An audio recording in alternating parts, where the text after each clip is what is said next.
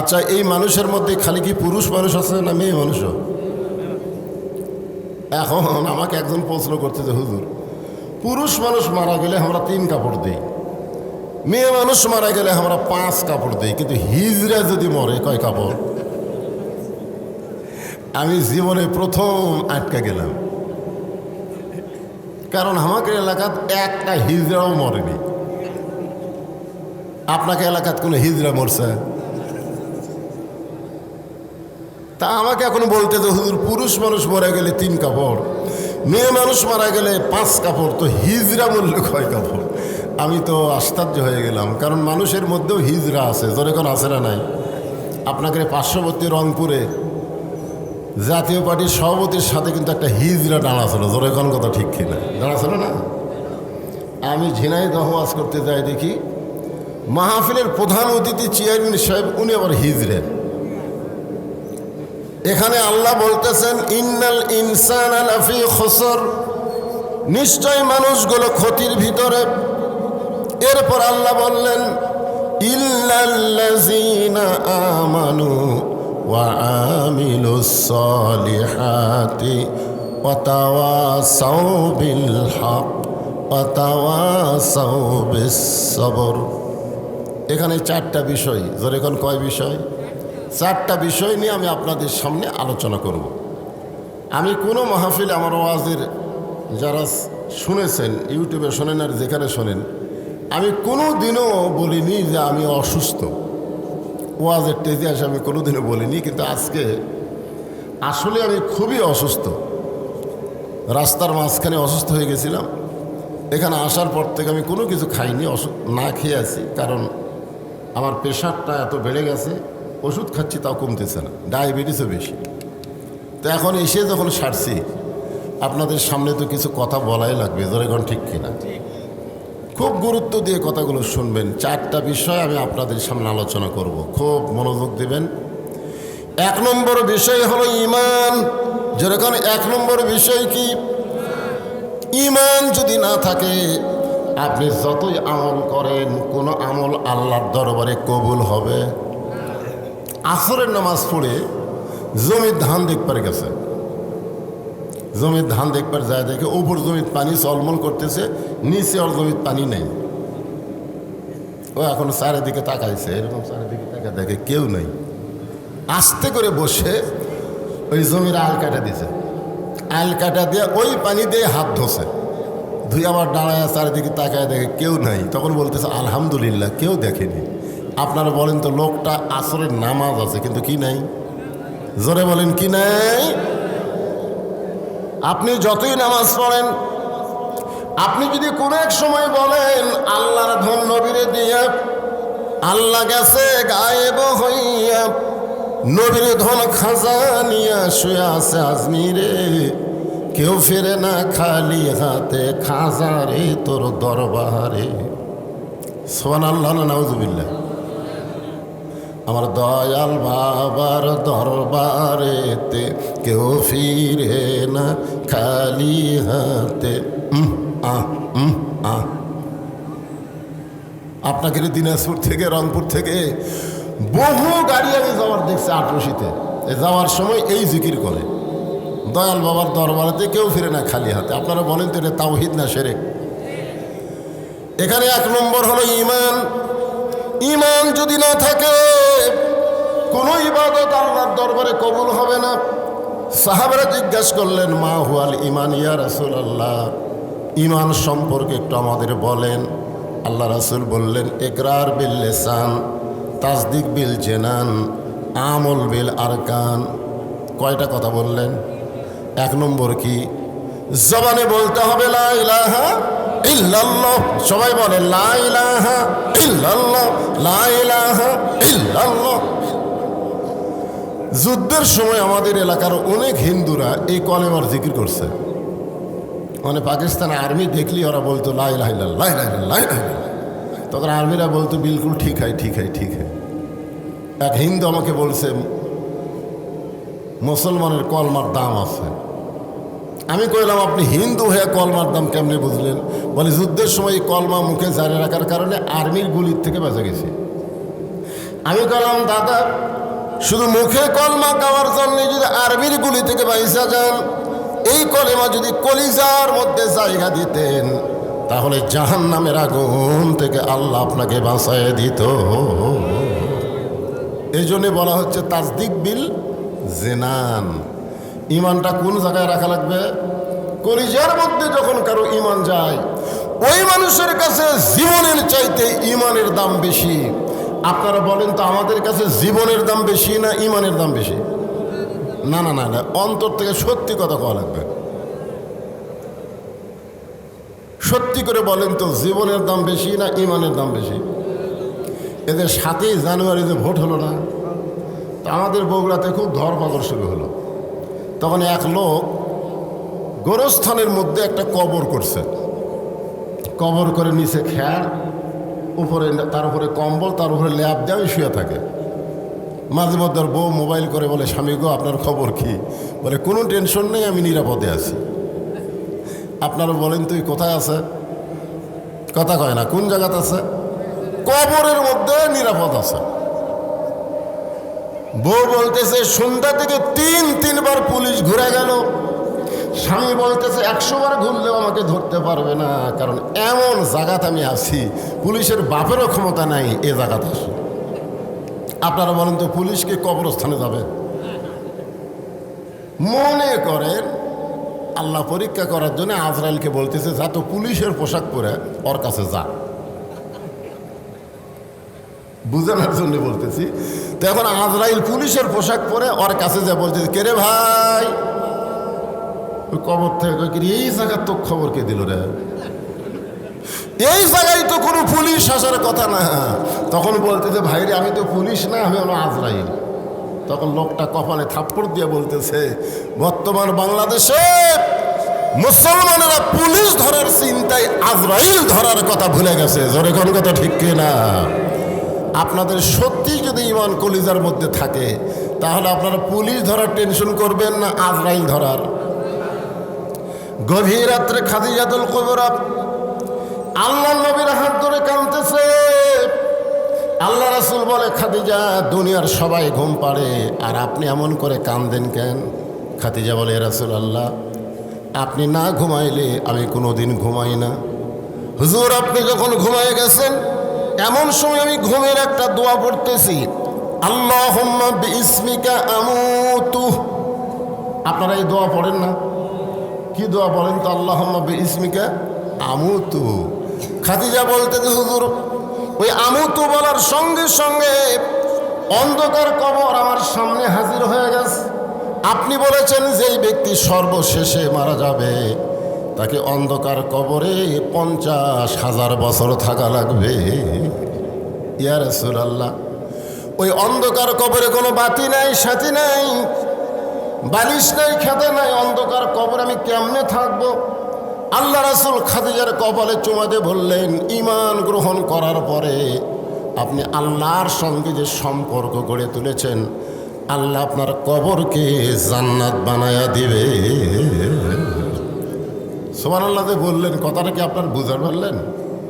ঈমান গ্রহণ করার পরে আপনি আল্লাহর সঙ্গে যে সম্পর্ক গড়ে তুলেছেন, আল্লাহ আপনার কবরকে জান্নাত বানায় দিবে। আপনারা বলেন তো, ঈমান গ্রহণ করার পরে আল্লাহর সঙ্গে সম্পর্ক করতে গেলে 1 নম্বর ইবাদতের নাম কি? সবাই বলেন রে ভাই। আচ্ছা, যে ব্যক্তি নামাজ পড়ে না, আল্লাহ রাসূল বলেছেন, লা সালাতা লা ঈমানা, যার নামাজ নাই তার ঈমান নাই। আপনারা যারা আমার সামনে বসে বসে ওয়াজ শুনতেছেন, আপনাদের মধ্যে কারা কারা ঈশার নামাজ পড়েননি? না, হাত তুলবার বলবো না। সবচাইতে বড় আদালত কিন্তু সুপ্রিম কোর্ট, হাইকোর্ট, তারপরে জজ কোর্ট, কিন্তু সবচাইতে বড় আদালত না। সবচাইতে বড় আদালত হলো মানুষের বিবেক। জোরে কোন কথা ঠিক কিনা? তা আপনার বিবেককে আপনি প্রশ্ন করে দেখেন। আপনি ঈশার নামাজ না পড়ে ওয়াজ শুনতেছেন, ফজরের আগে যদি আপনারা মারা যান, দুনিয়ার কত মানুষ জানাজা করলে আপনি বেহেশত পাবেন? আপনি যদি ঈশার নামাজ পড়ে মারা যান, দুনিয়ার কোনো মানুষ যদি আপনার জানাজা না পড়ে, এরপরও আপনি জান্নাতে যাবেন, কারণ এশার নামাজের কারণে আল্লাহ পাক আপনাকে জান্নাত দিবে। মুনকির নাকির কবরে যায় প্রথম প্রশ্ন কি করবে? এজন্য এখন কি প্রশ্ন? মান রব্বুকা। যে মান রব্বুকা প্রশ্ন করবে, তখন যে ব্যক্তিকে প্রশ্ন করতেছে ওই ব্যক্তি ঘুম পাড়তেছে। মুনকির নাকির কয় কে রে? মান রব্বুকা প্রশ্ন করি, বেটা ঘুম পাড়ে। এমন সময় নামাজ খাড়া হয়ে বলতেছে, এ মুনকির নাকির, কাকে মান রব্বুকা প্রশ্ন করতেছিস? কাকে? বলে যে ব্যক্তি কবরে শুয়ে আছে তাকে। আমি কে? বলে আপনার তো চিনলাম না। এই মুনকির নাকির তুই বলতো, এই ব্যক্তি কবরে আসার আগে কত ওয়াক্ত নামাজ পড়ছে ক? মুনকির নাকির বলতে আমাকে কি ক্যালকুলেটর আছে? নামাজ বলতেছে মসজিদে যাই নিয়ত করার পরেই যে লোকটা বলছে আলহামদুলিল্লাহ রব্বিল আলামিন, রুকুতে গিয়ে বলেছে সোহান রব্বিয়াল আজিম, শেষদাত গিয়ে বলেছে সোহান রব্বিয়াল আলাম। এতবার রব রব জিকির করে দুনিয়ার থেকে কেমন কবরত এসে ঘুম পাড়তেছে, আবার মান রব্বুকা প্রশ্ন করিস? মুনকির নাকির কয়, আল্লাহ তোমার বান্দাকে মান রব্বুকা প্রশ্ন করার সাথে সাথে নামাজ যে খেপা খেপছে, আল্লাহ কয় যে নামাজ যে কবরে আইছে তার সমস্ত প্রশ্নের উত্তর হয়ে গেছে। জোরে কান সুবহানাল্লাহ। এখন আপনারা বলেন, যেই যুবকেরা আজকে মোহনপুর মাহফিল করতেছে, এই যুবকদের মধ্যে খোঁজলা দেখেন, অনেকেই হয়তো এশার নামাজ পড়ে নাই। জোরে কান কথা ঠিক কিনা? নামাজ যদি না পড়েন তাহলে আল্লাহর সঙ্গে আপনার সম্পর্ক হবে না। রাসূল বলে, খাদিজা ঈমান গ্রহণ করার পরে আপনি আল্লাহর সঙ্গে যে সম্পর্ক গড়ে তুলেছেন, আল্লাহ আপনার কবরকে জান্নাত বানায় দিবে। খাদিজা বলতে, যে হুজুর আপনার কথা আমার বিশ্বাস হয়, কিন্তু আপনার কাছে যদি আমি কিছু চাই আপনি কি আমার দিবেন না? রাসূল বললেন, নাউজুবিল্লাহ নাউজুবিল্লাহ নাউজুবিল্লাহ। কয়বার? কি কারণে বললেন? খাদিজা বলতেছে, আপনার কাছে যদি কিছু চাই আপনি কি আমার দিবেন না? নবী 3 বার নাউজুবিল্লাহ বলে বুঝাইলেন, একমাত্র আল্লাহ ছাড়া অন্য কারোর কাছে চাওয়া যাবে না, এমনকি নবীর কাছেও চাওয়া যাবে না। জোরে কোন কথা ঠিক? কারণ দেওয়ার ক্ষমতা কার? আমি 11 সালে প্রথম যখন হজ করতে গেলাম, আল্লাহ রাসূলের রওজার পাশে দাঁড়ায় এরকম হাত তুলে মোনাজাত করতেছি 11 সালে। মানে আমাদের বাংলাদেশে একটা অভ্যাস আছে, কবরের পাশে গেলে হাত তুলে দোয়া করি নাকি ভাই? করেন আপনারা? তা আমি ওই রাসূলের রওজার পাশে যা হাত তুলেছি, ইতিমধ্যে মদিনার পুলিশ এটা আবার দেখবার পাশে দেখবার পায় একটা লাঠি নিয়ে এসে মারে না, ওরা মারে না, কিন্তু হাজি সাহেব মেহমান তো আমার হাতের উপর ঠাসিতে বলতেছে, মান্নু কুল্লু হারাম মান্নু। আমি মনে মনে কইলাম, রে পুলিশ, আমি কত বড় বক্তা, তুই আমাকে চিনিস? আমার ওয়াজ হাজার হাজার মানুষ শোনে, আর তুই একটা পুলিশে আমাকে বলতেছিস মান্নু কুল্লু হারাম, মান্নু কুল্লু হারাম। কিন্তু আমার ঈমান বলতেছে, মাওলানা এমন একটা দেশে তোর জন্ম, তোর ঈমানের মধ্যে ভেজাল আছে, কিন্তু মদিনার পুলিশের ঈমান ঠিক আছে। আপনারা বলেন তো, আমাদের বাংলাদেশ কি আসল দেশ না ভেজাল দেশ? মানে কয়েন দিয়ে আমরা চলবো। জোরে কোন কথা ঠিক কিনা? আপনারা বলেন তো, কোরআন কি শুধু ওয়াজ শোনার জন্যে, না কোরআনকে গ্রহণ করার জন্যে? আপনারা আর কি শুনতেছেন রে? বসা থেকে শুনতেছেন। আর আবু জেহেল নবী যখন কোরআন পড়েছে তখন চোরের মতন চুপি চুপি বাহির থেকে শুনছে। সকালবেলা সে মিটিংয়ের মধ্যে বলতেছে, এত সুন্দর কোরআনের বাণী রাতটা কোন দিক দিয়ে গেল আমি বুঝবারই পারিনি। সুবহানাল্লাহ কবেন না? আপনার বলেন তো, আবু জেহেল কি কোরআনের বিপক্ষে কছে না পক্ষে কছে? তো তাহলে সুবহানাল্লাহ কন। এত সুন্দর কোরআনের বাণী রাতটা কোন দিক দিয়ে গেল বুঝবার পারিনি। আবু সুফিয়ান বলেন, এটা যেই কোরআন শুনতে এত সুন্দর লাগে, ভালো লাগে, রাতটা কোন দিক দিয়ে গেল বোঝা যায় না, সেই কোরআন গ্রহণ করলে অসুবিধা কি? কোরআন কিন্তু গ্রহণ করা। এখানে অনেক আপনারা বসে আছেন, এখনই যদি বলি ভাই আসেন তো কোরআনটা ধরেন, তো ধরেন, আসেন কোরআন ধরেন, তখন অনেকে বলবে, হুজুর আমার শরীর ঠিক নেই। তোর কি মাসিক ব্যারাম হসা? তোর শরীর ঠিক নেই কেন? কারণ এই কোরআন ধরার শর্ত কি? লা ইয়ামাসসুহু ইল্লাল মুতাহহারুন, ততক্ষণ পর্যন্ত তুমি কোরআন স্পর্শ করতে পারবে না যতক্ষণ তুমি পবিত্র না হবা। সুবহানাল্লাহ বলেন। আবু সুফিয়ান বলতেছে, যেই কোরআন শুনতে সারা রাত কোন দিকে যায় বোঝা যায় না, এই কোরআন ধরলে অসুবিধা কি? আবু জেহেল বলতেছে, আবু সুফিয়ান, এই কোরআনকে যদি গ্রহণ করি তাহলে তোর আমার নেতৃত্ব চলবে না, আসল নেতা হয়ে যাবে আব্দুল্লাহর এতিম পোলা। এই কোরআন ছাড়া বাংলাদেশে যারা নেতৃত্ব দেয় এটাকে আসল নেতা না ভুয়া নেতা? আমি যেই বলবো আসল না ভুয়া, আপনারা যেটা ঠিক সেটা বলবেন। কোরআন ছাড়া যারা বাংলাদেশে নেতৃত্ব দেয় এরা আসল না ভুয়া? আরো জোরে জোরসে বলুন।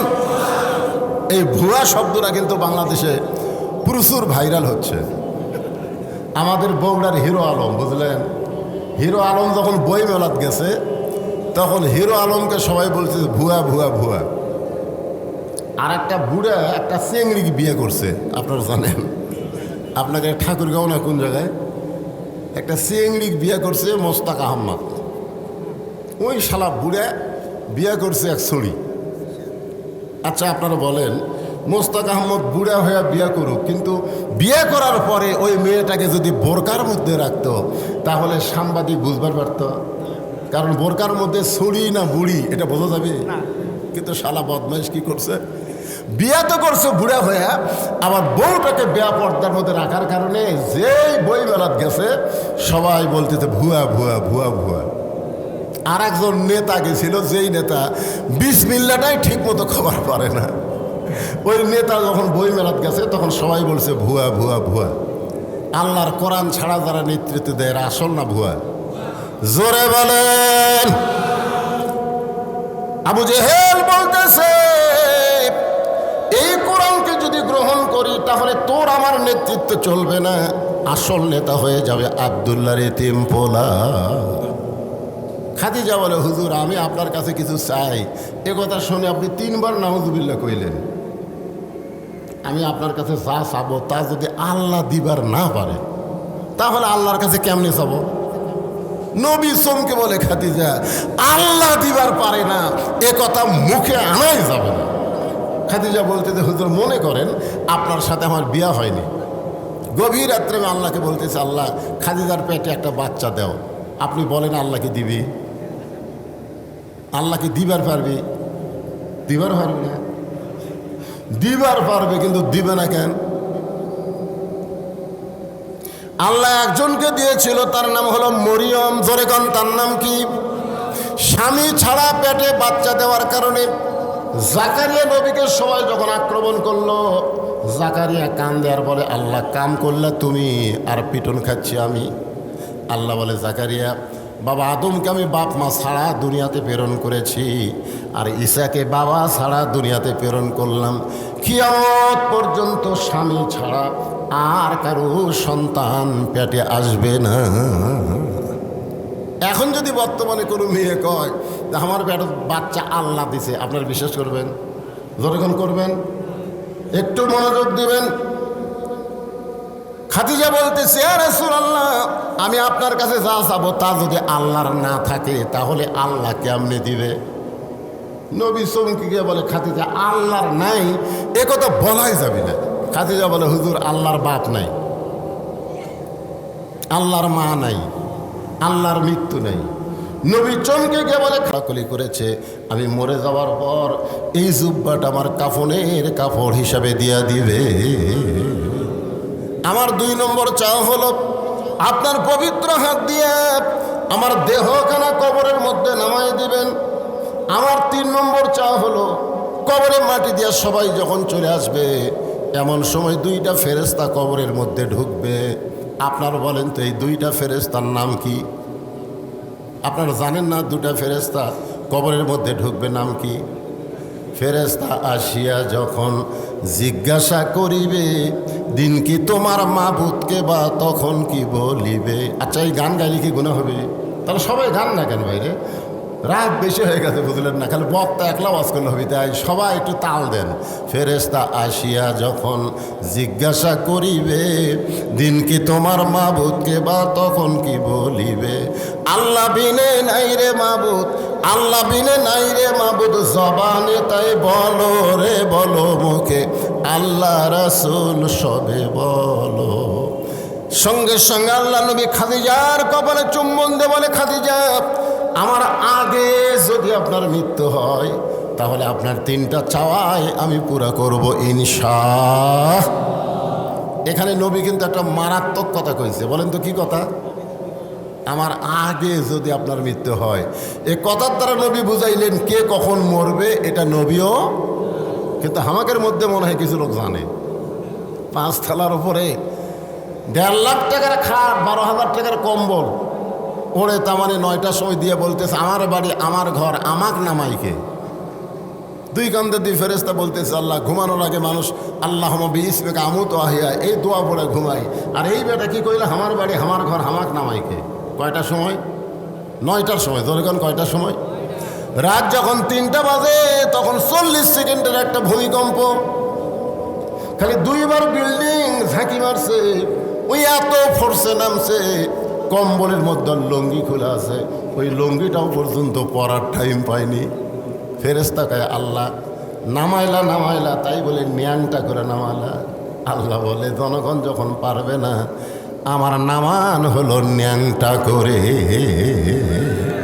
এদের সবাই আবার সঙ্গে একটু বলবেন তো ইজ্জুমান তাশা, বলেন তো ইজ্জুমান তাশা ও তুযিল্লুমান তাশা বিয়াদিকাল খায়র ইন্নাকা আলা কুল্লি শাইইন কাদির। মা খাদিজা দুনিয়া থেকে বিদায় নেওয়ার পরে আল্লাহ রাসূল তাকে দেখে খাদিজার পেট থেকে নবীকে আল্লাহ 4টা মেয়ে দিছে। জোরে কোন কয় মেয়ে? আমরা দুনিয়ার লোকেরা খালি ফাতেমার ওয়াজ শুনি, কিন্তু ফাতেমা ছাড়াও যে নবীর আরও 3টা মেয়ে ছিল। আপনার বলেন তো ফাতেমা ছাড়া আরও যে 3টা মেয়ে তাদের নাম কি? আচ্ছা, নবীর মেয়ের নাম মুখস্থ রাখলে সওয়াব না পাপ? ইমাম গাজ্জালি বলেছেন যে 10 জন সাহাবীকে আশারে মুবাশশারা ডিগ্রি দেওয়া হয়েছে, এই 10টা সাহাবীর নাম অনর্গল যে ব্যক্তি মুখে বলতে পারবে, মৃত্যুর সময় 10টা সাহাবীর রুহানি তাওয়াজ্জুহ আল্লাহ তার প্রতি নাজিল করে তার জবানে ঈমানের কলেমা জারি হয়ে যাবে। ভালো মানুষের নাম মুখস্থ থাকার দরকার আছে না নাই? তাহলে নবীর 4টা মেয়ের নাম কোন?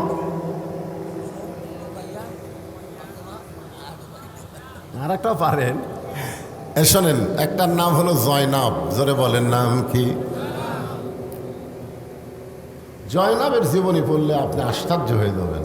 জয়নাব আবু লাহাবের বেটার সঙ্গে বিয়ে হয়েছিল, এত নির্যাতন করেছে নবীর এই মেয়ে জয়নাবকে, শেষ পর্যন্ত জয়নাব শহীদ হয়ে দুনিয়া থেকে চলে গেছে। আমরা খালি ফাতেমার ওয়াজ শুনি রে, জয়নাবের ওয়াজ করি না। কুলসুমাক চেনেন? কুলসুমা চেনেন? ওসমান গনি রাদিয়াল্লাহর সঙ্গে বিয়ে হয়েছিল কুলসুমা। আর একটা মেয়ের নাম হলো রোকেয়া। আর সকলেই যে মেয়েটাকে জানি চিনি তার নাম হলো ফাতেমা। জোরে বলেন নাম কি? নবী তাকায় দেখে খাদিজা দুনিয়া থেকে বিদায় নেওয়ার পরে 4টা মেয়ে কাঁদতেছে।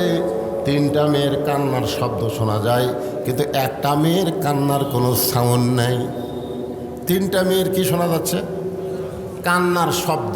আমার মা মইরা গেছে রে, কোথায় গেলে মা পাবো বলে দাও না আল্লাহ রে, এই আমার মা মইরা গেছে রে। আপনারা বলেন তো, বাপ মা যখন মারা যায় কতগুলো মেয়ে এরকম কান্দে না? আমার এলাকার এক মেয়ে কাঁদতেছে, আমার বাবা মইরা গেছে রে, মরার আগে খাট দিবার চাইছিল, সে খাট আমাকে দিবে কে, এই আমার বাবা মইরা গেছে রে। তখন বড় ভাই এসে বলতেছে, ঠিক আছে কান্দিস না, যে খাট আব্বা দিবার চাইছিল সে খাট আমিই তোকে দেবো রে। তখন আবার বলতেছে, আমার বাবা মইরা গেছে রে, মরার আগে খাট দিবার চাইছিল, বড় ভাই সেই খাট দিবে, এখন ল্যাপ তোষক দিবি কে, আমার বাবা মইরা গেছে রে। তখন দ্বিতীয় ভাই এসে বলতেছে, কান্দিস না, ল্যাপ তোষক আমি দেবো। তখন এই সাইডে যা বলতেছে, মানুষ বুড়া হলে তো মরবেই। এইরকম কিছু মেয়ে মানুষ আছে না? নাই যেরকম আছে না, কান্দে আর বান্দে, কান্দে আর বান্দে। নবী তাকায় দেখে 3টা মেয়ে কাঁদতেছে, কান্নার শব্দ শোনা যায়, আর একটা মেয়ে কাঁদতেছে, কান্নার কোনো শব্দ নাই, তার চোখ দেখালি দর দর করে পানি পড়তেছে। ওই মেয়েটার নাম হলো ফাতেমা। নবী ডাক দিলেন, ও ফাতেমা একটু ঘরের মধ্যে আসো। যেই মাত্র ফাতেমা ঘরের মধ্যে যায়, আল্লাহ নবী বললেন, ফাতেমা তোমার মা মরার আগেই আমাকে ওসিয়ত করেছে। 1 নম্বর ওসিয়ত হলো, তোমার মাকে তুমি গোসল করাইয়া দিবে, তোমার সঙ্গে অন্য কেউ থাকতে পারবে না, তুমি একা একা তোমার মাকে গোসল করাইয়া দিবে। আর তোমার মা 2 নম্বর ওসিয়ত করেছে, তোমার মাকে তোমাকে কাফনের কাপড় পরান লাগবে, অন্য কেউ তোমার সঙ্গে থাকতে পারবে। ফাতেমা বলতেছে, বাবা এইটা ওসিয়ত মা কেন বললো? আমার আরও 3টা বোন আছে, ওরা হয়তো আমার সঙ্গে সহযোগিতা করতে চায়। আল্লাহ রাসূল বললেন, তোমার মা ওসিয়ত করেছে, ওসিয়ত পালন করা হলো ওয়াজিব। জোরে কোন কথা ঠিক কিনা? আপনারা বলেন তো, মরার আগে ওসিয়ত করার দরকার আছে না নাই? আপনি কি ওসিয়ত করবেন? মরার আগে ওসিয়ত করবেন, আমি মরে যাওয়ার পরে কোনো বেনামাজি আমার কবর যেন খুঁড়তে না পারে। জোরে কোন কথা ঠিক কিনা? আপনি জানেন কোনো বেনামাজি আপনার কবর খুললে কবর যাওয়ার সাথে সাথে আযাব শুরু হবে। বেনামাজি মানেই হলো নাফাক। আপনাকে এলাকায় কবর কারা খোঁড়ে? আমার এলাকার কেউ মরে গেলে ওরা 5 জন এসে কয়, তোর বাপ মরছে ভাই 5 প্যাকেট সিগারেট দে। তখন 5 প্যাকেট সিগারেট নিয়ে ওরা মুখত ধরায় গোরস্থান গেছে। গোরস্থানত যাই কোদাল মারতেছে, ওর মুখত সিগারেট, যাই মাটি তুলতেছে ওই একটা সিগারেট খাচ্ছে, যাই সমান করতেছে ওই একটা সিগারেট। গোরস্থানে যে কটা ফেরেশতা ছিল, কয় আল্লাহ যে হারে সিগারেটের দুর্গন্ধ আমরা এখানে থাকতে পারতেছি। তিজাতুল কবর, খাতিজার সেই আনন্দ। নারীকের মধ্যে আমি হলাম 1 নম্বর রে। আল্লাহ রাসূল একটু নিজের বিবির সঙ্গে মশকরা পছন্দ করতেন। মুসকে হাসতে বলেন, খাদিজা আপনি যখন 1 নম্বর জান্নাতি হলেন, তো 2 নম্বর কে হলে ভালো হয়? পুরুষের মধ্যে 2 নম্বর ওমর, 3 নম্বর ওসমান, 4 নম্বর আলী, তো নারীদের মধ্যে 2 নম্বর কে হলে ভালো হয়? খাদিজা বলতে, হুজুর 2 নম্বর ফাতেমা হলেই ভালো হয়। আল্লাহ রাসূল বলে, আল্লাহ তোমাকে 4টা মেয়ে দিছে, তোর এখন কয় মেয়ে? তুমি কুলসুমার ওকে জয়নাবের নাম না বলে তুমি ফাতেমার নাম কেন বলতেছো? খাদিজা বলে, হুজুর আপনি নবী হবার পারেন, আপনি যে বাবা, বাবা আনন্দে মাতিয়া সাগরে ভাসাইয়া সেই যে চইলা যায় খবর লয় না, মাজন ধরিয়া উদরে কতই কষ্ট করে, 10 মাস পরে পায় প্রসবের বেদনা, এমন দরদি ভবে কেউ হবে না আমার মা। মা গো, এক ছেলে আমাকে বলে, হুজুর 11 মাস আমার খিদা কম, কিন্তু রোজার মাসে খালি খিদা লাগে, কারণ কি? আমি বললাম, তোর মা বাসে আছে? কয় আছে। যা তোর মায়ের কাছে যা। কয় হুজুর মা, আরে যাস না কেন? ও তখন মায়ের কাছে গিয়ে বলতেছে, মা 11 মাস আমার খিদা কম, রোজার মাসে খিদা বেশি কেন? ওর মা বলতে, তোর দাদি এই সর্বনাশ করছে রে, তোর দাদি। তুই যখন আমার পেটে ছিলি রোজার মাসে, তখন তোর দাদি আমারে কইছে, পেটের সন্তান কিন্তু শুকান চলবি না, দরকার হলে রোজা ভেঙ্গে খাওয়া দাওয়া করো।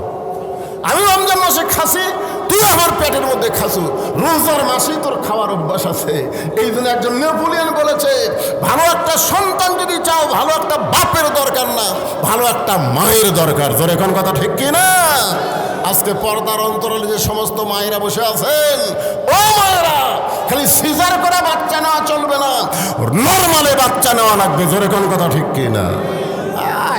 এখন আর সিজার। আমি 10 জন বড় ডাক্তারও বলছি, ভাই আপনার ডাক্তার আপনাকে সন্তানকে, আমার 2 জন, আমার 3 জন, আচ্ছা এই বাচ্চাগুলো কি সিজার করা হচ্ছে?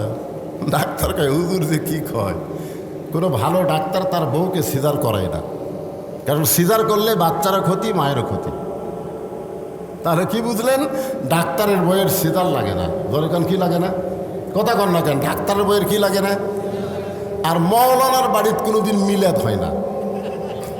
খেয়াল করে দেখবেন, আমাদের মৌলানার বাড়িতে কিন্তু মিলাদ হবি না, এরা পরের বাড়িতে পড়াবি কিন্তু নিজের বাড়িতে হবি না। তোর এখন কথা ঠিক কি না? আর 3 নম্বর হলো, পীরের বউ কোনোদিন মুরিদ হয় না।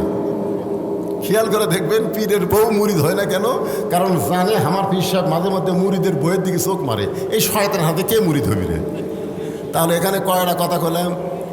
1 নম্বর হলো ডাক্তারের বইয়ের সিজার লাগে না, মৌলবীর বাড়িতে মিলাদ হয় না, আর পীরের বউ মুরিদ হয় না। সিজার করলে কি ক্ষতি কন্ত?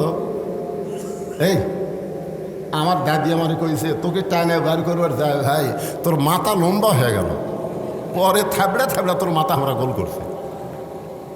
সিজার করলে বাচ্চার ক্ষতিকে জানেন?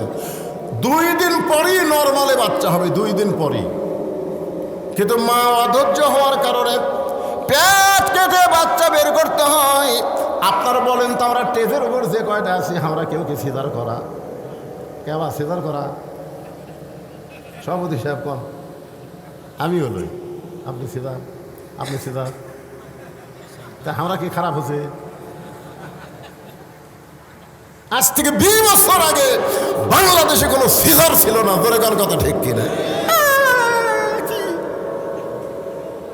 আর মায়েদেরকে অনুরোধ করতেছে, মা কি বলবো প্রসবের কথা, মাবিনে সেই ব্যথা কেউ তো বুঝিবে না, মাজন ঠিকিয়া সন্তানের দায়, অকালে মা মারা যায়, কেন সে মায়ের ভক্তি করো না, এমন দরদি ভবে কেউ হবে না আমার মা গো। খাদিজা বলতেছে, রাসূলুল্লাহ আমার 4টা মেয়ের মধ্যে ফাতেমা হবে 1 নম্বর। ধরে কোন কয় নম্বর? তাহলে আমাকে যদি আল্লাহ 1 নম্বর জান্নাতি দেয়, ফাতেমাকে যেন আল্লাহ 2 নম্বর জান্নাতি ঘোষণা করে। আল্লাহ রাসূল মুস্কি হাসিদা বললেন, খাদিজা আপনার ফাতেমা তো জান্নাতি নয়, আপনার ফাতেমা জান্নাতি নয়। খাদিজা বলে, হুজুর আমার ফাতেমা যদি জান্নাতি না হয় তাহলে ফাতেমার খবর কি? আল্লাহ রাসূল বললেন, ফাতেমা হলো জান্নাতি নারীদের নেত্রী। খাদিজা কয়, হুজুর কেউ জানে না, গভীর রাতের খবর কেউ জানে না, আমারটা আপনি ফাতেমাক দেন, ফাতেমারটা আমাক দেন, কারণ কেউ তো জানে না, আমি আর আপনি জানি। আপনি ঘোষণা করেন ফাতেমা 1 নম্বর জান্নাতি, আর খাদিজা হলো জান্নাতি নারীদের নেত্রী।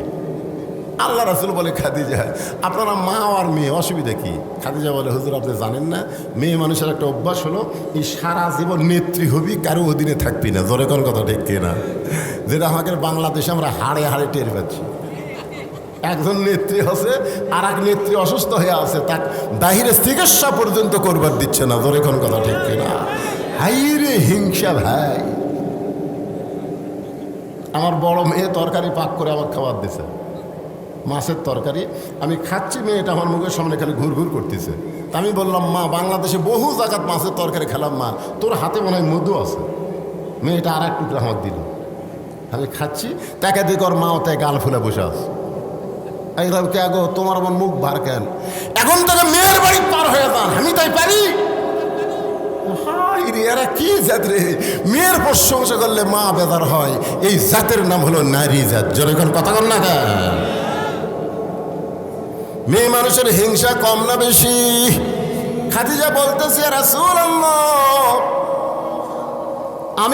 আমি হব জান্নাতি নারীদের নেত্রী, আর ফাতেমা হবে 1 নম্বর জান্নাতি। রাসূল বললেন, খাদিজা আমি হলাম বন্টনকারী, দেওয়ার মালিক হলো আল্লাহ।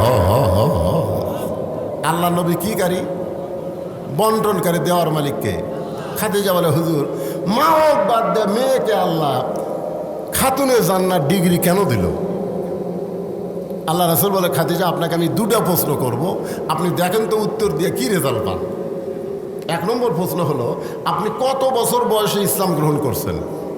খাদিজা বলে, হুজুর 55 বছর বয়সে ইসলাম গ্রহণ করছে। আল্লাহ রাসূল বলে, ইসলাম গ্রহণ করার আগে আপনি কি ছিলেন? খাদিজা বলতেছে, আমি কাফের ছিলাম। আল্লাহ নবী বললেন, খাদিজা আপনার হায়াতের 55 বছর আপনি কুফরি হালে কাটাইছেন, এখন আপনি বলেন আপনার ফাতেমা কত বছর বয়সে ইসলাম গ্রহণ করছে? খাদিজা বলতেছে, জান্নাতি জান্নাতি, আমার ফাতেমা জান্নাতি হয়েই জন্মগ্রহণ করছে। আল্লাহ রাসূল বলে, খাদিজা 2 নম্বর প্রশ্ন হলো, আপনার নাকের সাইজ, মুখের সাইজ, দাঁতের সাইজ, আপনার গায়ের রং, এটা দুনিয়ার কত পুরুষ বলতে পারে? খাদিজা বলতেছে, হুজুর 40 বছর বয়সে যখন আপনাকে স্বামী বলে স্বীকার করলাম, ওই সময় মক্কার সবচাইতে বড় ব্যবসায়ী ছিলাম। ওই ব্যবসা করার কারণে হাজার হাজার পুরুষের সঙ্গে আমার লেনদেন হয়েছে। আমার নাকের সাইজ, মুখের সাইজ, গায়ের রং হাজার হাজার পুরুষ বলতে পারে। আল্লাহ রাসূল বলে, খাদিজা এখন বলেন আপনার ফাতেমার মুখের সাইজ কেমন, ফাতেমার দাঁতের সাইজ কেমন, ফাতেমার গায়ের রং কেমন, এটা দুনিয়ার কত পুরুষ বলতে পারে। খাদিজা কান্দার বলে, আমার ফাতেমা পর্দানিশী, পর্দার মধ্যেই জন্ম নিয়েছে। যেদিন ফাতেমা আমার পেট থেকে জন্ম নিল, আমি মা হইয়া তাকাই দেখি ফাতেমা তার ইজ্জত 2 হাত দিয়া চেপে ধরে আছে। রাসূল বলে, খাদিজা ফাতেমা শুধু জন্মের সময় পর্দানিশী না, আমি নবী হিসাবে বলতেছি ফাতেমা পর্দার মধ্যেই বড় হবে। শুধু পর্দার মধ্যেই বড় হবে না, ফাতেমা পর্দার ভিতর দুনিয়া থেকে বিদায় নিবে। গভীর রাত্রে ফাতেমা হযরত আলীকে বুকের মধ্যে নিয়ে বলে, স্বামী গো, আল্লাহ পাক আমার দোয়া কবুল করেছে। আলী বলতে যে ফাতেমা দোয়া কবুল করছে, আনন্দ করো। ফাতেমা বলে, স্বামী কি দোয়া কবুল করছে আপনি কি শুনবেন না? আলী বলতে যে ফাতেমা কি দোয়া কবুল করছে? ফাতেমা বলতেছে, আল্লাহ পাক আমাকে পর্দার ভিতরে মৃত্যু দিবে। আলী বলতেছে, যে মেয়েটা সবসময় পর্দার মধ্যেই থাকছে তার মৃত্যু তো পর্দার মধ্যে হবে রে। বাংলাদেশের মেয়েরা পর্দা করে না, মরার পরে তাদের পর্দা শুরু হয়ে যায়। জোরে কোন কথা ঠিক কি না? আপনাকে এলাকার মেয়েরা কয় কাপড়, কথা কয় না, কয় কাপড়? আবার খাটনি কি দিয়ে ঢাকাতে হয়? চাদর দিয়ে ঢাকাতে হয়। ফেরেশতা কয়, আল্লাহ এই মেয়ে যখন জীবিত আসলো গোটা পাড়া ঘুরিছে, আর মরার পরে 5 কাপড় দিয়ে আবার খাটনি চাদর দিয়ে ঢাকছে। কারণ কি? আল্লাহ বলে, দেশের নাম বাংলাদেশ রে। ওই দেশে মেয়েরা বাঁচতে পর্দা না করলেও মরার পরে করে রে। আমার মায়েদের বলতেছি, মা মরার পরে যদি 5 কাপড় আপনাদের দিতে হয়, তাহলে জীবিত অবস্থায় আরো কাপড় বাড়ানো লাগবে। জোরে কোন কথা ঠিক কিনা? আলী বলতেছে, ফাতেমা সারা জীবন পর্দার মধ্যে থাকলে আল্লাহ তোমার পর্দার মধ্যে মৃত্যু দিবে, তাহলে কান্দার কারণ কি? ফাতেমা বলে, স্বামী গো, আমার মৃত্যু কবে হবে এইটাকে আপনি শুনবেন না? আলী বলে, ফাতেমা মৃত্যুর খবর দুনিয়ার কোনো মানুষ বলতে পারে না। ফাতেমা বলতে, স্বামী গো, আল্লাহ পাক আমাকে জানাইছে আজকে গভীর রাত্রে ফাতেমার মৃত্যু হবে। যেই বলছে গভীর রাত্রে মৃত্যু হবে, গাছের গোড়া কাটলে গাছটা যেমন ঠাস করে পড়ে যায়, হযরত আলী তেমনি পড়ে গেলেন ঘরের মাজায়। মা ফাতেমা মুচকি মুচকি হেসে স্বামীর মাথাটা কুরাতের উপরে নিয়ে কপালে একটা চুম্বন দিয়ে বলে, এমন করে আপনি কাঁদবেন না, কারণ আসলে যাইতে হবে। যিনি মৃত্যুবরণ করবেন তিনি হাসতেছেন, তার নাম কি? আর হযরত আলী কাঁদতেছেন। ফাতেমা কপালে একটা চুমো দিয়ে বলে, স্বামী গো, এমন করে আপনি কাঁদবেন না, আসলে যাইতে হবে। আসলে, আমি যেই বলবো আসলে, আপনারা সকলে বলবেন যাইতে হবে। আসলে কুটি যাবেন, কিন্তু যেদিন ডাক পড়িবে কবর মাঝে যাইতে, জোগাড় কিছু করছো বন্ধু তার মাঝে বিছাইতে। যে কোনো সময় আমাদের ডাক পড়বে। জোরে কোন ঠিক কথা কন না কেন? কার কাজ করে দেখতেছে? কি দেখতেছেন ভাই? বলে 5 তলার ভিত দিয়ে 3 তলা কমপ্লিট হতে পারে, রড বার করে থুছি, আর ওই 2 তলা কবে করি, এই টেনশন সব সময়। 2 কান্দের ফেরেশতা কয়, শয়তান 5 তলার দিকে না তাকায় কবরের দিকে তাকা। বাংলাদেশের কোনো কবর 2 তলা নাই, 3 তলা নাই, সমস্ত কবর হলো নিচতলা। জোরে কোন কয়তলা? কথা কন না কেন, কয়তলা? তাহলে কবর আমরা কিভাবে দেখি? আর বাড়ি, যে বাড়ি থাকবার পারবেন না, ঘাড় কাত করে সেই বাড়ি দেখতেছে। জবান খুলে ইমানের দাবিতে সকলে বলবেন, আমি যেই বলবো আসলে আপনারা সকলে বলবেন যাইতে হবে। জাত সাকারাতুল মাউত হাক্কুন, সবচাইতে বড় সত্য হলো মৃত্যু। হিন্দুরাও পর্যন্ত বিশ্বাস করে মরা লাগবে। জোরে কোন কথা ঠিক কিনা করেন? তাহলে যেই বলো আসলে, আপনারা বলুন যাইতে হবে। আসলে আল্লাহ কোরআনে বলেন, ইয়া আইয়ুহাল্লাযীনা আমানুত্তাকুল্লাহা হাক্কা তুকাতিহি ওয়া লা তামুতুন্না তামুতুন্না ইল্লা ওয়া আনতুম মুসলিমুন।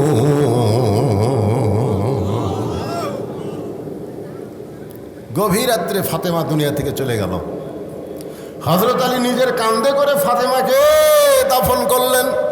কারণ ফাতেমা মরার আগে 3টা শর্ত দিছে। জোরে বলেন কয়টা?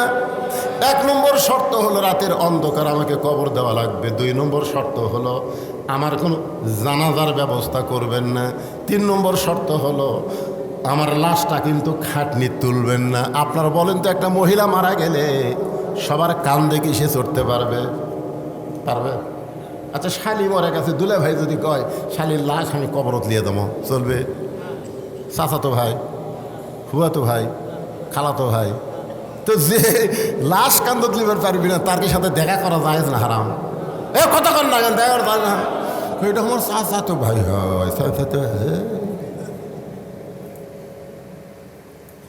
ফাতেমা কান্দার বলে, আমার বাবা 6 মাস আগে দুনিয়া থেকে চলে গেছে। আমার হাসান হোসেন এত ছোট, মায়ের লাশ কান্দে নেওয়ার পারবে না।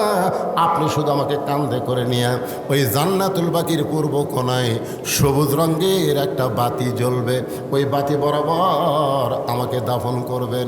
হযরত আলী গভীর রাত্রে ফাতেমার দেহখানা কান্দে করে নিয়ে ওই জান্নাতুল বাকির সবুজ রঙের বাতি বরাবর দাফন করে দোয়া করতেছে, আল্লাহ ফাতেমারে কবুল করো। দোয়া করার শেষ তাকায় থাকে পুরাতন কবর দেখা যায়।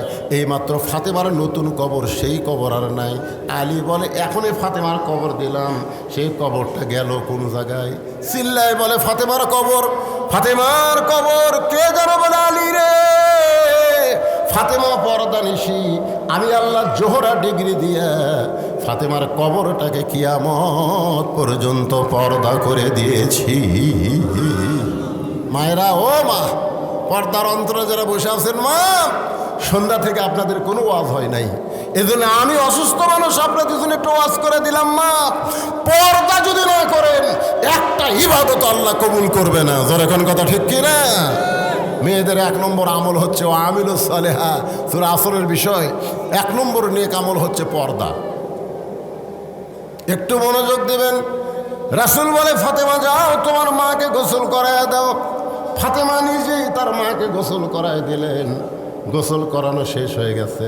এখন বলতেছে, বাবা আমার মাকে কাফনের কাপড় পরাবো, আপনি কাফনের কাপড়ের ব্যবস্থা করেন। সঙ্গে সঙ্গে নবী আমার ওই জুব্বা, কোন জুব্বা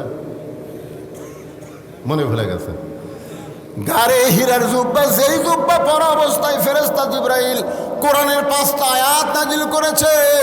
নবী যখন বলতেছে আমি পড়তে পারি না, ফেরেশতা জিবরাইল নবীকে বুকের মধ্যে চাইবা ধরছে। ওই জুব্বাটা নবী আর কোনোদিন গায়ে দেয় নাই। মাঝে মধ্যে জুব্বা দিয়ে গেছে, ওনার খায়াত হয়। খাদিজা বলে, হুজুর আমার বড় লোক, ওই জুব্বাটা আমার কাফনের কাপড় হিসেবে দিয়ে দিবেন। সঙ্গে সঙ্গে নবী জুব্বাখানা এনে ফাতেমার হাতে দিয়ে বলে, ফাতেমা এইটা তোমার মাকে কাফনের কাপড় পরায় দাও। ফাতেমা জুব্বা নিয়ে কান্দের বলে, বাবা আমি মায়ের মুখে শুনেছি আপনি নাকি রাখাল ছিলেন, আর আমার মা ছিল মক্কার সবচাইতে ধনবতী। আপনি একজন রাখাল ছিলেন, মা ছিল সবচাইতে ধনবতী। আজকে আমার সেই ধনবতী মা মারা গেল, মক্কার দোকানে নতুন কোনো কাপড় নেই, নতুন কাপড় না দিয়া এই পুরাতন জুব্বা দিচ্ছেন। বাবা মরে যাওয়ার সঙ্গে সঙ্গে কি মার কথা আপনি ভুলে গেলেন?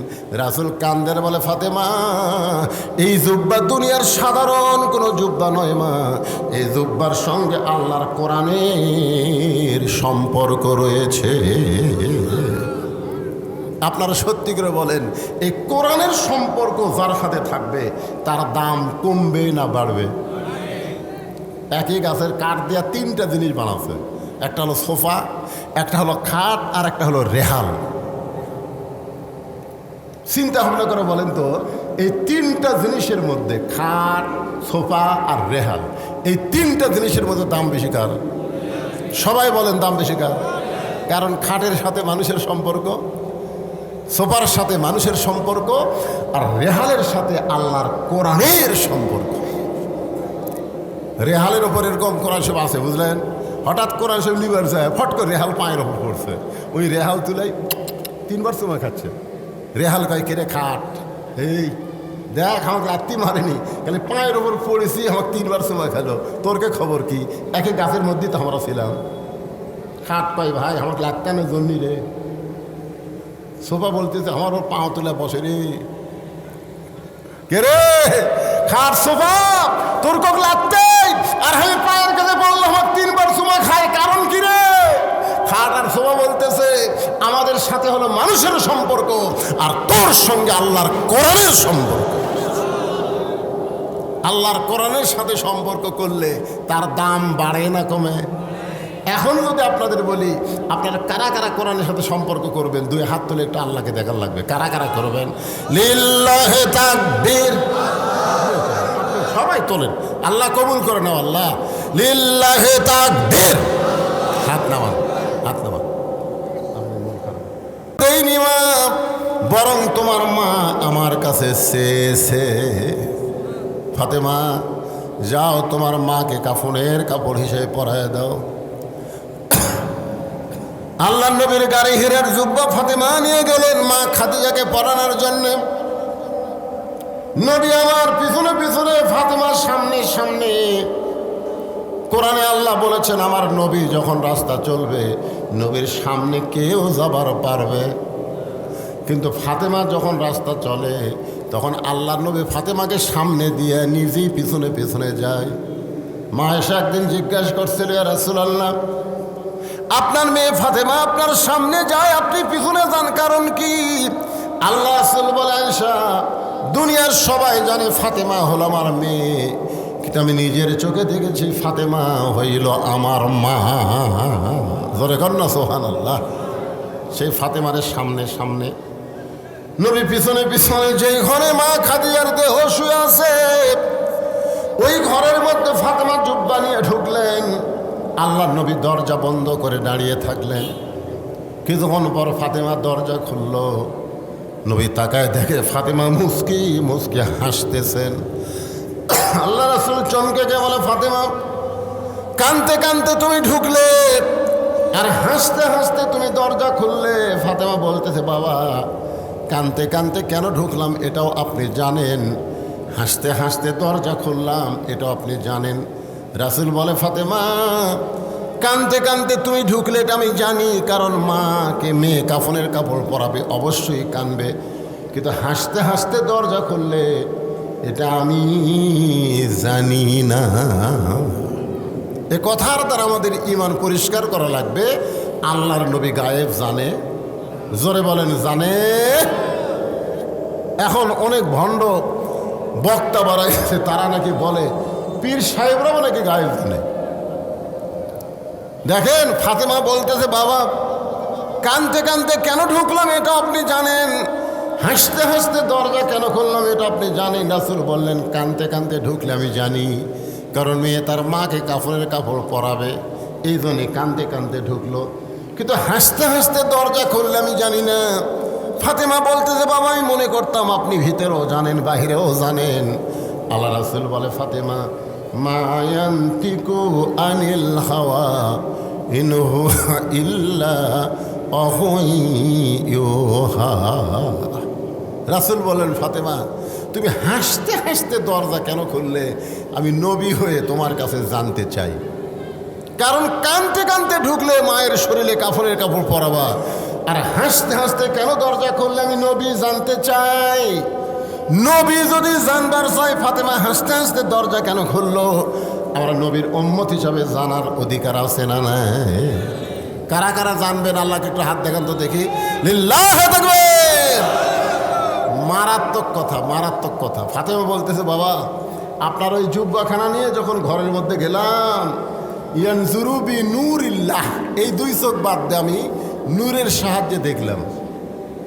রাসূল বলে, ফাতেমা কি দেখলাম?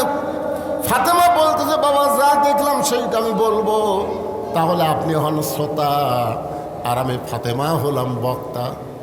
বড় ফির আব্দুল কাদের জিলানীর কাছে এক ছেলে বলে, হুজুর দোয়া করেন আল্লাহ যেন সন্তান দেয়। হুজুর সেই দোয়া করছে। পরের বছর হুজুর কি দোয়া করলেন? এখনো যা আছি তাই, ভালো করে দোয়া করেন। সূরা ইখলাস 3 বার পড়া দোয়া করছে, খুশি হয়ে গেছে। 3য় বছর বলে, হুজুর আপনি আল্লাহর ওলি না কলি, কি দোয়া করেন, বাচ্চা এখন হয় না। তো বড় ফির আব্দুল কাদের জিলানী এবার দোয়া না করে চোখ বন্ধ করে বলতেছে, কে বাবা বিয়ে করছো? কয় না। তো বিয়ে না করলে দোয়া দিয়েছিল হবে। আমার ভাই বিয়ে শাদী করছেন, অনেক বছর হয়ে গেছে। আল্লাহ ইচ্ছা করলে পারে, ধরে কারণ পারে কে পারে না। জাকারিয়া নবীকে আল্লাহ কখন সন্তান দিছে? ইব্রাহিম আলাইহিস সালামকে ইসহাক সন্তান কখন দিল? এই জন্যে আল্লাহ সব পারে, ধরে কান পারে কে পারে না, এ কথা কান পারে কে পারে না, আল্লাহ সব পারে।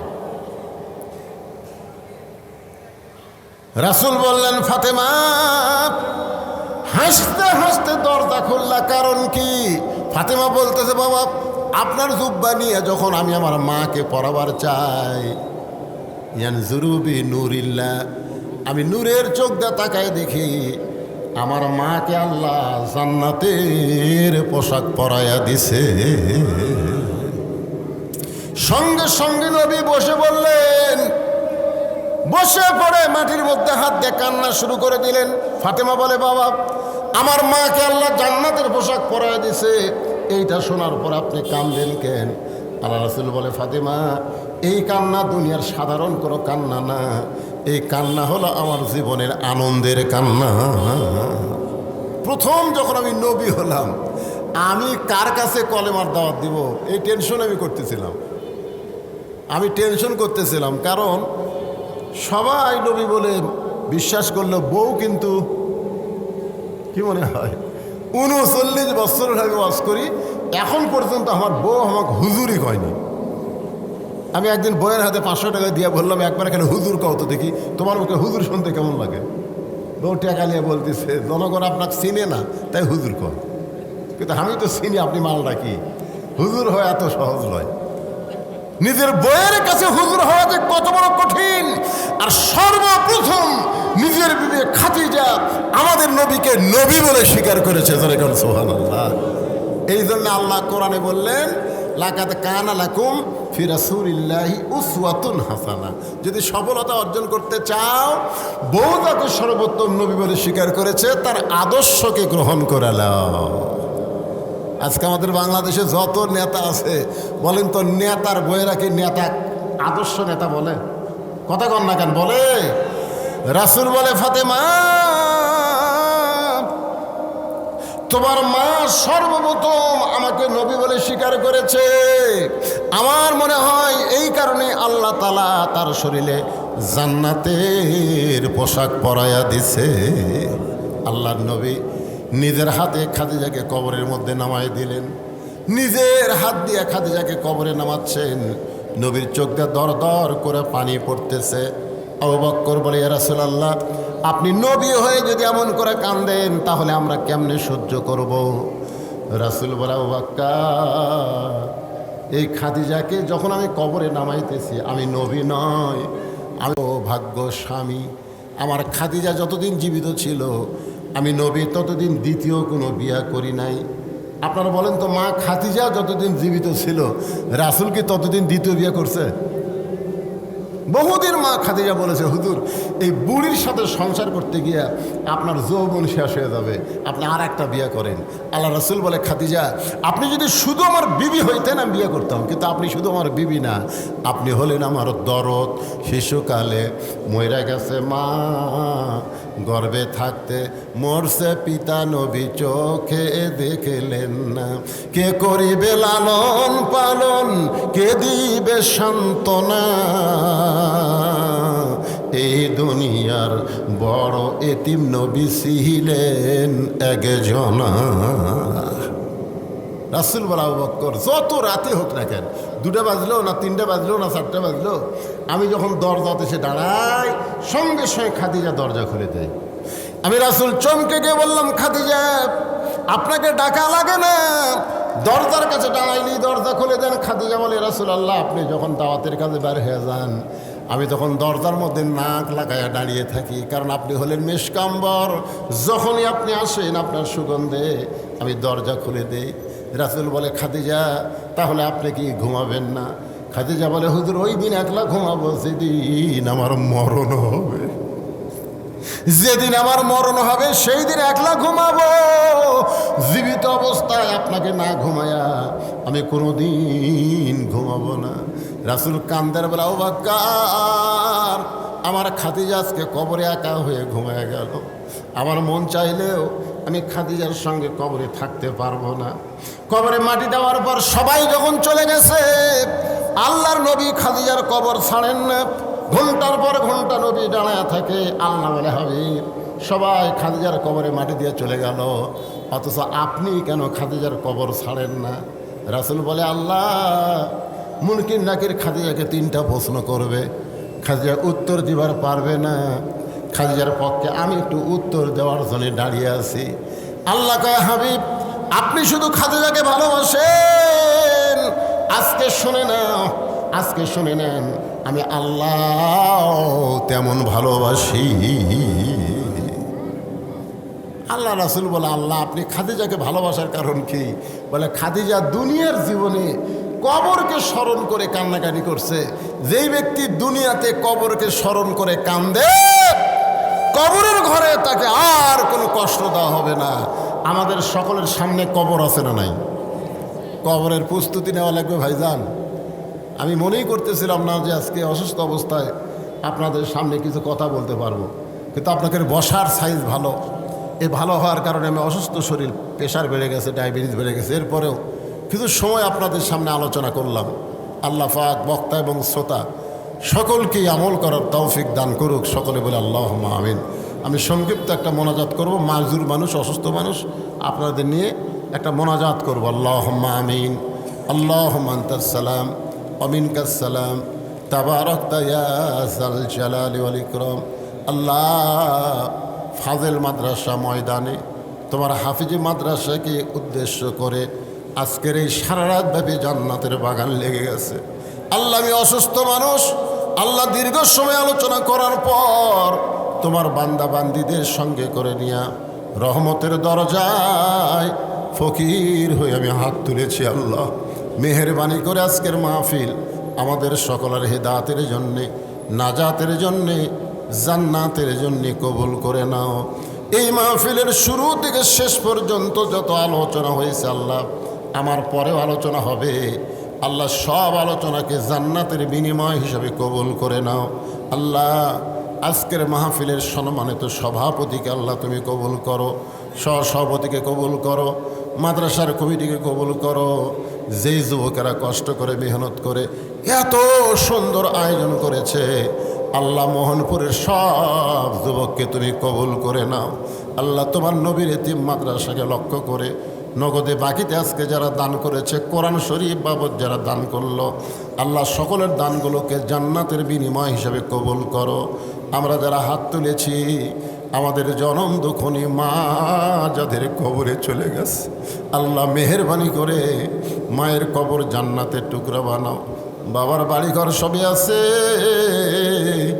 আমি সহ আমরা যারা বাবা হার এতিম হয়ে গেছি, আল্লাহ মেহেরবানি করে বাবার কবর জান্নাতের টুকরা বানিয়ে দাও।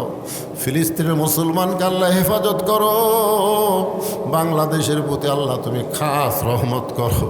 আল্লাহ মাদ্রাসাকে কবুল করো। মাদ্রাসার মুহতামিম, মাদ্রাসার ওস্তাদ যে 3 জনের মাথায় পাগড়ি দেওয়া হলো, আল্লাহ হাফেজ আলেম হক্কানি হিসেবে কবুল করে নাও। আল্লাহ মাদ্রাসার তালবে ইলমদের কবুল করো। অত্র এলাকার সমস্ত মানুষকে এই মাদ্রাসার হিতাকাঙ্ক্ষী বানায় দাও। আল্লাহ মোহনপুরের টোল পাজাকে আল্লাহ তুমি কবুল করো। আল্লাহ সবাইকে মাফ করে দাও। আমার মা বোনেরা পর্দার অন্তরালে বসে বসে শুনেছে, আল্লাহ আবেদা সালিহা পর্দা নিয়ে কবুল করে মা ফাতেমার চরিত্র দান করো।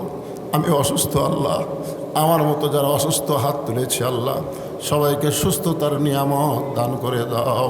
সুবহান রাব্বিকা রব্বিল ইজ্জাতি আম্মা ইয়াসিফুন ওয়া সালামুন আলাল মুরসালিন আলহামদুলিল্লাহি রব্বিল আলামিন। ওয়াজাল আখিরাতি কালিমাতুন ইনদাল মাউতি। সবাই পড়েন লা ইলাহা ইল্লাল্লাহু মুহাম্মাদুর রাসূলুল্লাহ সাল্লাল্লাহু আলাইহি সাল্লাম।